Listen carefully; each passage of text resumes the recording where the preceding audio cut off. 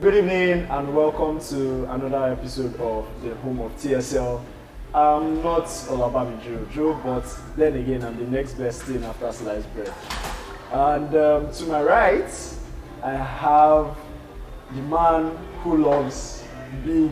I can't finish that statement, but I'll let him introduce himself to us again. How have you been, Eniola? I've been great. You know, love cool intro by the way. It was very smooth. Next best thing since sliced bread. I mean, I have to applaud it. I've been great. You know, football, basketball, everything has been coming around the world of sports, and I'm really excited to be here to talk about it. And then to my left, the man that has been missing with spiritual ACL, because I doubt this is physical. And then Tayo, how have you been, bro? You've been missing for quite a while. Well, I had off-screen duties to take care of, and I'm glad to be back.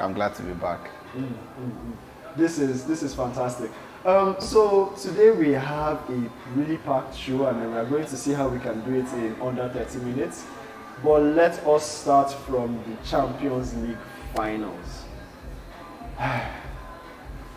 Was he ever in doubt that Real Madrid was actually going to win the Champs finals? What do you think, Eddie? For me personally, I think everyone was just expecting a show or seeing how they were going to win it. Everyone believed that Madrid were going to win it. Most people just didn't know how they were going to do it. Were they going to score 4? Were they going to score 5? Were they going to make it a spectacle? But I think people were surprised at how Dortmund came at them. Madrid being Madrid, you expect them to dominate the ball, be dynamic in attack, and be very resolute in defense.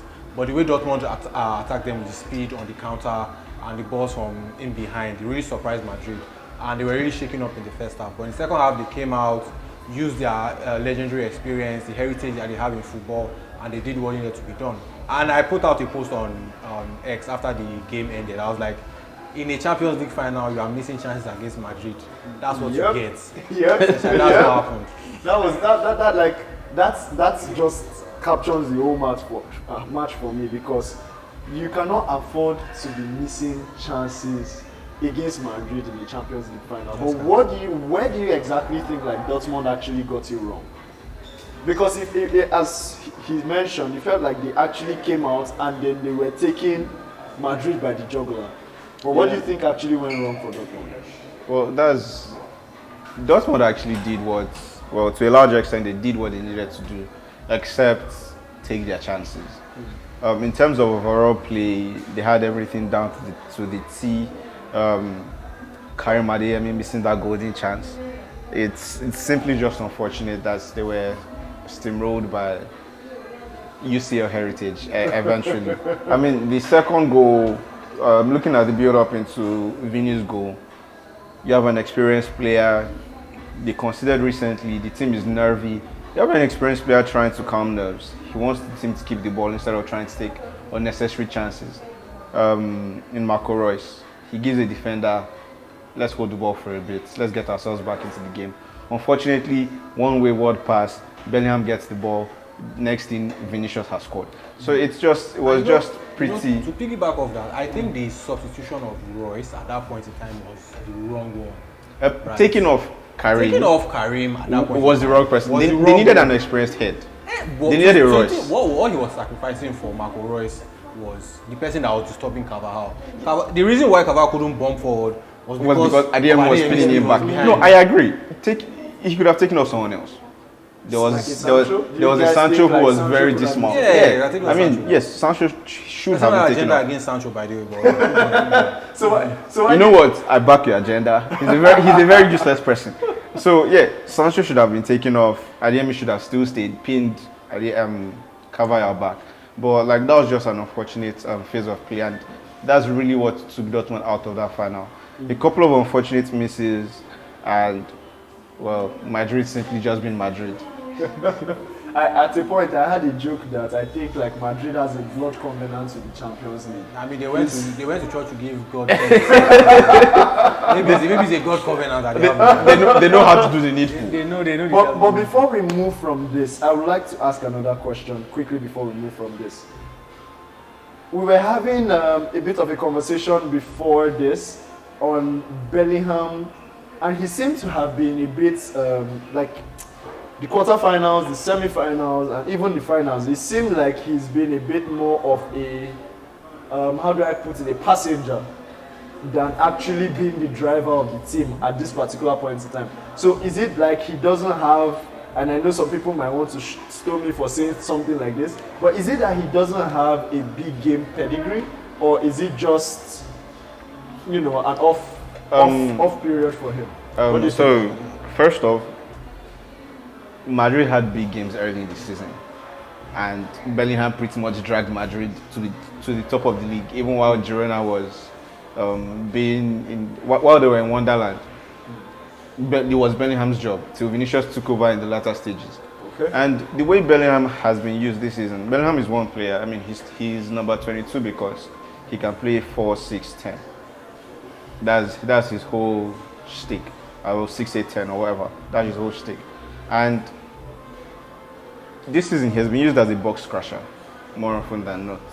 If there are loose balls after the striker hasn't taken his chances, or a defender made an interception and now there's a loose ball, that's Bellingham's job, to mop up after the strikers. Or where the strikers are being pinned down, the next person that you create for is a Jude Bellingham. That's how he's been used this season by Carlo.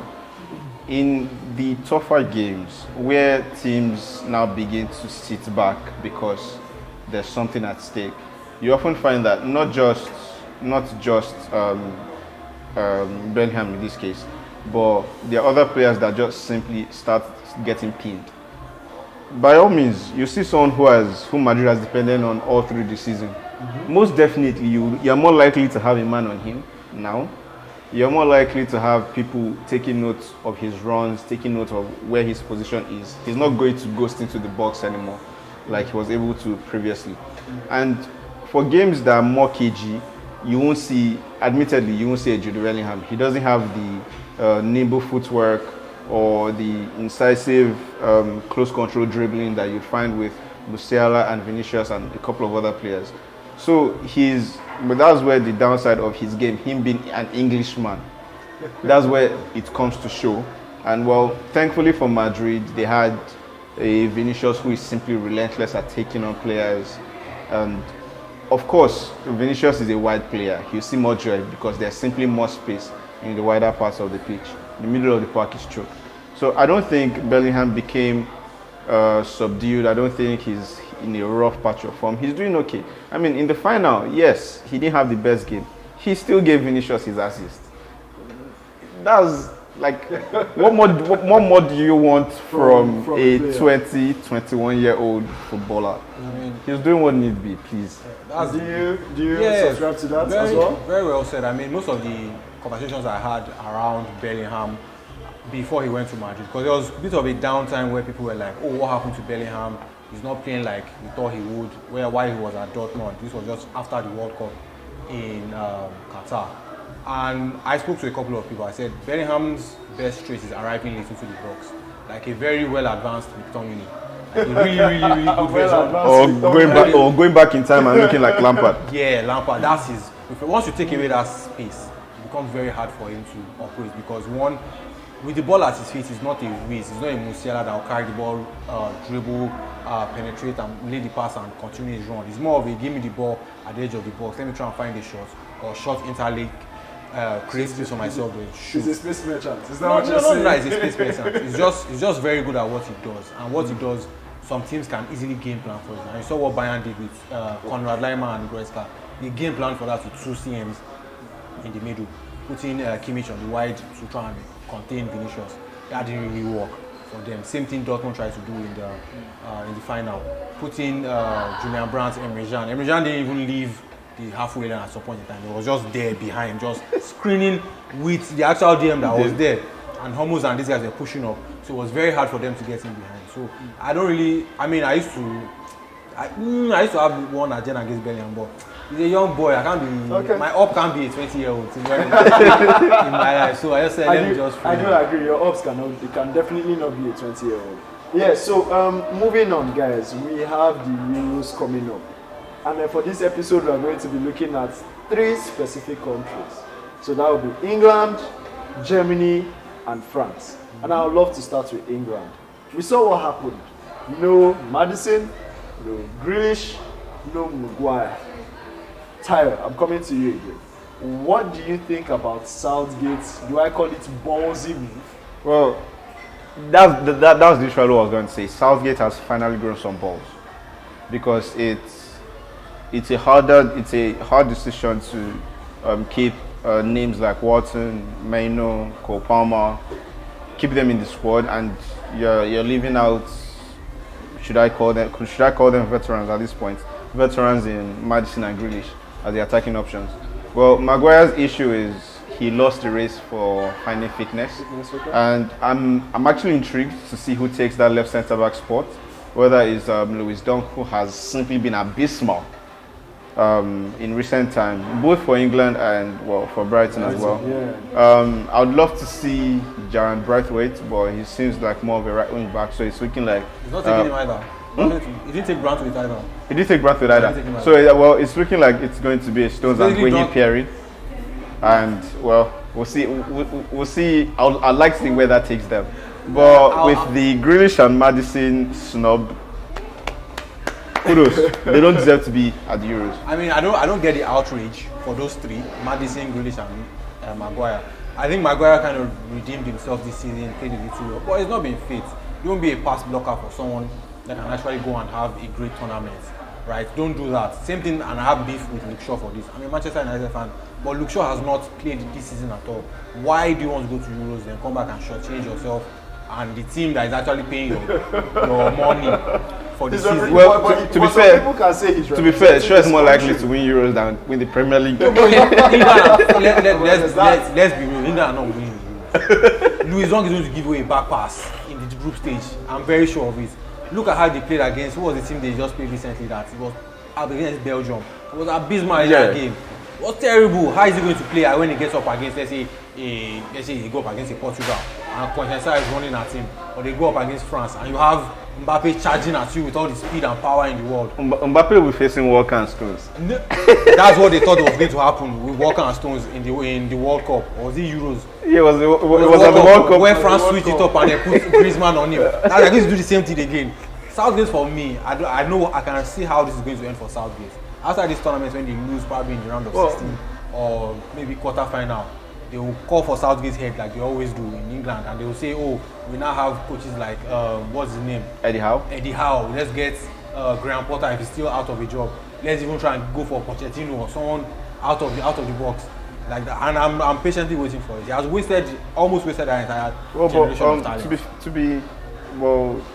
Should I say to be fair, since Maguire didn't meet his race for fitness, who would you rather have as a replacement? Aside Stones, England is simply short of quality at centre back. True. I know. I'm not faulting him for that. Maguire should not have probably even made it. There are other guys that could have made in England. Probably if you just look, maybe Braithwaite, they could have given him a go ahead because there's he's young. Joe Gomez. Yeah, there's Joe Gomez is someone I don't understand why Joe Gomez is there. I don't like. You could have switched out Braithwaite for Joe Gomez. Ezri Konsa. I understand Konsa is there. I understand Konsa. There's McGahey. Gehi is going to play as well. Yeah. 4 Crystal Palace players. I mean, talk about trenches. I don't understand the constant. I don't understand the constant snubbing of Tomori. But I have no idea what's going on there. But Tomori hasn't been exceptional as he was when AC Milan won the league, so I can understand it. Let's just put it as maybe Southgate just has his guys. Yeah, definitely. National team coaches have their guys, definitely. Now, moving from England to Germany. Now, with Germany, I have my own agenda for Germany, and I honestly believe Musiala is going to show up in this World Cup. But in this Euros. But at the same time, we're going to be seeing the likes of Toni Kroos, who is going to be playing like his last international game. Yeah, basically, that's the international tournament. Yeah, and then so what do you think about the German squad? And then do you see them actually going far? What do you think? Do you think Jamal Musiala would actually perform? Initially, when I saw Germany after the World Cup and how they went out, I was like, there's no hope for these guys, Jerry. Flick did nonsense then. They brought in Nagelsmann. I was like, Nagelsmann. Okay, let's see. But then I watched some of their friendlies and their qualifying, and I saw the way he was trying to build the team. At that point in time, Kroos hadn't given his go-ahead to come back into the team. So they were really struggling with Kimmich as the central defensive midfielder. But with Kroos coming back, Nagelsmann has found an anchor in Toni Kroos, and then he now has an enforcer in Andrich. He is the guy that can give them the legs that Toni Kroos doesn't have. Because when you can't leave Toni Kroos as a single pivot anymore, you're inviting trouble. Then you now have the whiz of what's this guy's name from Leverkusen? Wait, Florian Wirtz. Oh, okay, the attacking impetus. Yeah, it's worse than Musiala up front. You have Mercurial Musiala. You now have Sane and all these other guys that can come in. So that core, that trio in the midfield can actually do. You have the experience of Kroos. I mean, 92% pass accuracy for 10 plus seasons in Madrid. That's on head of. I mean, that's cruise control. But then you now have the enforcing of cruise control. Then you have the enforcement of Andrich doing the running around that he can't do anymore. Then you now have the brilliance of Florian Wirtz taking control. Then you now also have Musiala and all those other guys. So I feel like Germany can actually make something happen. And they also have a very good defense in Rudiger and Schlotterbeck. And they also have Kimmich who play right back. And then who is the guy that plays left back? Ram. So they have a very, very solid team. And in tournaments, it's not just about playing beautiful football. It's about getting stuck in. So I think Germany have a good chance. You think Germany can go ahead and win the tournament? I feel like they have a good chance, but I know they are Tayo's favourites to win. No, yeah, they are my favourites. If you look at, well, I think this is obviously the last tournament for Toni Kroos. I think it's also the last tournament for Manuel Neuer. These are two people that ever since that World Cup, Germany hasn't exactly reached the heights, and I think they would want to go out on a high note. And I think these two guys would help ensure that when it comes to keeping your head, keeping composure in the latter stages of the tournament, getting one undoubted thing people seem to forget about Neuer, aside from his ball playing abilities, his command of his area. When Neuer is on his day, his defenders are on their game. So that assuredness, that composure, that calmness, the centre-back line is solid, the defensive line is solid, cruise control all around the rest of the pitch. Just leave Musiala and West to do the damage, and I promise they can do damage. No, well, thank you so much. And then, just before we move on from this segment, the last country is France. And the reason I'm actually bringing up France is, I honestly felt like they would carry Olise, right, in their squad to be their right winger, especially when you have in mind that I think the only proper right winger they have in the squad at the moment is Ousmane Dembele. Yeah, Dembele. Right? And then calling names like Kante was really back to the squad was really surprising for a lot of people. So, Tayo, what do you think about the French squad? I told in a group chat, in the Home of TSL group chat, I said Deschamps was foolish. And someone corrected me, you can't call a winner a fool. And I said my context is Euros. The last tournament, they went out in the round of 16. And that was in between two brilliant World Cup runs. I think Deschamps has a problem of nepotism. He has his favorite. Yes, nepotism can be good if your favorites indeed perform.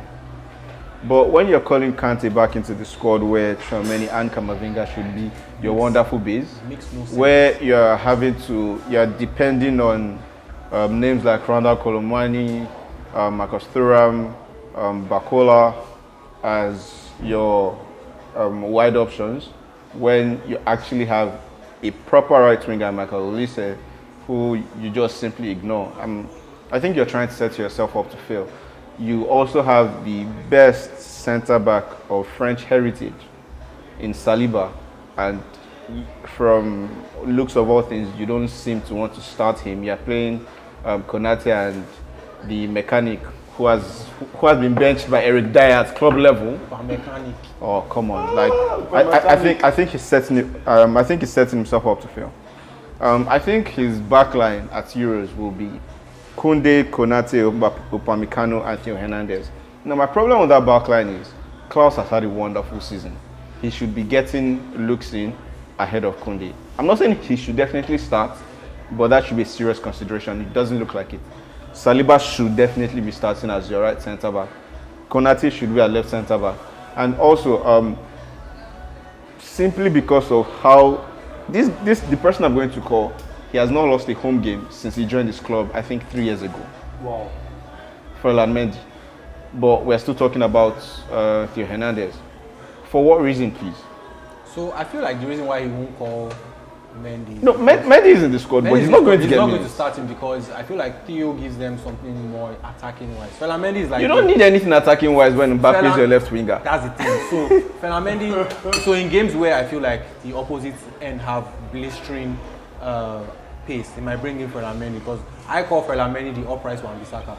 So yes, he's so defensively astute. 1v1 is very good and he's not playing like he's about to fall down. So and it's very good. But in terms of when you face France, you most likely be on the back end. So you need Theo and Mbappe running off you to create that overlap and the spacing behind. So that's why it's probably why he won't start Mendy. So let me now ask this question before we finally move the segment. Right? Who do you think will win? Germany. Who do you think will win? So for me, I'll give you, like I always do in every tournament, I'll give you 3 guys, right? My favorites, my middle guys, and then my dark horse. So my favorites, Portugal. Yes. France, second, and then Germany and my dark horse. Germany is your dark horse. Who is your dark horse? My dark horse. Before they just dropped their squad lineup today, I had Italy as my dark horse. But looking at that squad, I'm disappointed by a number of things there. So I've removed them. I think a country that can make a deep run, if and only if everybody locks in, is Holland. Yeah, I was thinking about Netherlands. But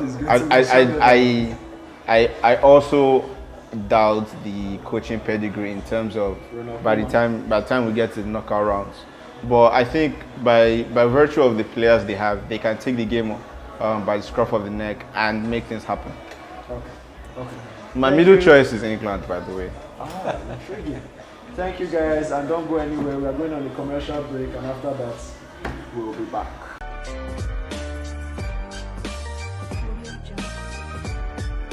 Welcome back from that commercial break. It's still the Sports Lounge, and I'm your host for this segment. Like I said the last time I was host, Max Verstappen has come to play. But we're not talking F1 today, we're going straight to basketball. As at the time of this recording, this night, the highly anticipated Game 1 of the NBA Conference Finals.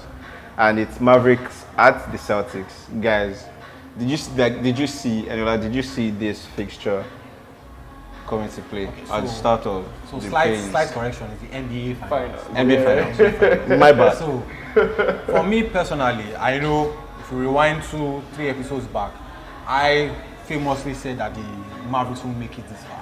And they'll be dumped out in the first or second round. They'll just show a bit of flash and then they'll fizzle out. So yeah, I'm here to eat my crow. And they've actually surprised me personally. The way Doncic started in the playoffs, it was looking very shaky. Kyrie carried him through the first few games. It's like they've been switching roles. Kyrie takes this game, or in moments in each game, 2 of them step up. They have role players that can come in. PJ Washington, we've seen Derek Lively, we've seen Maxi Kleber and all these other guys come in and do a solid job for them in key moments in different games. The matchup where I thought they would have issues was against the Timberwolves, because I felt the Timberwolves had too much for them in terms of the big athletic guys. But Kyrie, I totally forgot about Kyrie, because Kyrie is this guy that is one of the top best handler of the ball the NBA has ever seen. Drew. Right, so he really put on a show. He showed them that you guys are nothing to me. If I could dance on a 73-9 Warriors team, who are you? You are literally no one to me. And he pulled through, and Doncic did his thing as well. For the Celtics, we already knew what the Celtics were going to do. Celtics are great and all of that. People are expecting the Celtics to win, actually, but it's going to be a very, very dicey game. Yeah, but before we get to your picks, did you see this matchup coming as well? Or did the Mavericks surprise you? I didn't see it either. For a Doncic and Kyrie fan, like unapologetically both Doncic and a Kyrie fan, I did not see the Mavericks going this far. But there's someone I need to talk about that Eniola hasn't touched. And it's someone I had bashed for as long as I can remember, and that would be Jason Kidd. Jason Kidd has shown coaching brilliance that I did not know he had the caliber to. And he has shown it at various points within the playoff runs. And then when you now have 2 fantastic closers in Doncic and in Kyrie, you're seeing Doncic close out against when he switched on Rudy Gobert, and oh my god, like it was hilarious because he said that was the matchup he was looking for when he was talking to the TNT guys, and he literally knew that he was not that fast, but he knows he's faster than Gobert and everything, and he did put him to the blender. I honestly didn't see this run coming up. The Celtics, everybody expected the Celtics to cruise through the East, but for the West, honestly, I felt they were going to crash out to the Clippers. And then when my prediction failed, I kept quiet. And if you notice, I didn't say anything again after that, because I noticed that, they went to the conference semis and people were saying, that the OKC would give them a challenge and everything. The truth of the matter is, actually, the Mavericks have been underdogs in every single game of this playoff series, even to the finals. And they have literally come out on top in every single game. And then what shocked me the most was against the Timberwolves, actually, because the games were tight, but seeing what they were able to pull off, right, having fantastic closeouts, coming back from like a 16 points deficit, 30-point deficit, to still be able to turn the game on its head and win those games, it was actually like fantastic. Doncic doing Doncic things, and as you mentioned, especially in the OKC series, we see people like PJ Washington and Derrick Jones Jr. turning to these fantastic defenders and also giving them output on the offensive end as well.